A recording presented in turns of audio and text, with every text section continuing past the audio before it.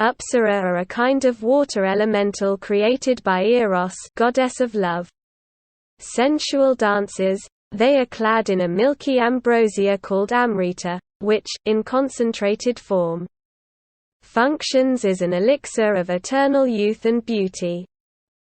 Apsaras, despite being monsters, are generally tolerated by the order as servants of the gods whose eroticism counts as a test for the devoted, rather than an evil scheme of the demon lord. Probably because even non-monster servants of Eros, like the Houris and Cupids, are extremely sexy and alluring even in their original, normal, non-monsterized form. So it's hard to tell the difference. A race of dancers that revere the goddess of love, Eros, and champion the cause of erotic love. It is said that the goddess of love was once ordered by the higher-rank gods to create an elixir of perennial youth and beauty.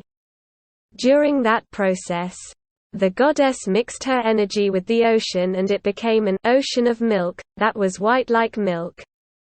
It is from that ocean of milk that the Apsara were born. They are water elementals whose bodies are clad in liquid that is like sweet milk. They have deeply loving and lustful personalities and in the name of the goddess, they tempt human men who have never known love with their beautiful looks and dancing and try to use their bodies to fill them with love. Even for the order's forces, their temptation is treated as an ordeal given to heroes and saints. In most nations, harming them is forbidden. They polish up the dance of love in order to shower themselves in a man's love and desire. It accentuates the beauty and allure of their limbs. Those who behold it have their heart stolen. Each and every step of their choreography is designed to guide a male gaze not only to their face, breasts and lower abdomen, but also to their underarms, legs and fingertips, inciting lust and forcing a man to recognize them in their entirety as an erotic object. Dancing is always a part of their lives. Even their casual daily gestures appear elegant and provocative like a dance, and will turn a man's love and desire towards them. A certain man was captivated just from being approached by an Apsara. He was enthralled by the way her hips shook when she walked. Another person awakened to a peculiar love for the armpits and body of a child just from a very young Apsara innocently waving her hand at him. It is said that both men gave in and had sex with them as soon as they were tempted.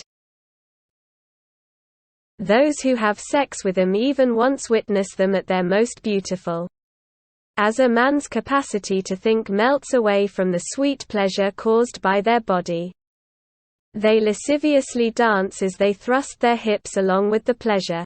It is further colored by their cries of ecstasy and wet noises. As long as they continue to reveal their dance before one's eyes, in other words, as long as one continues to be joined with them, the penis will never wither.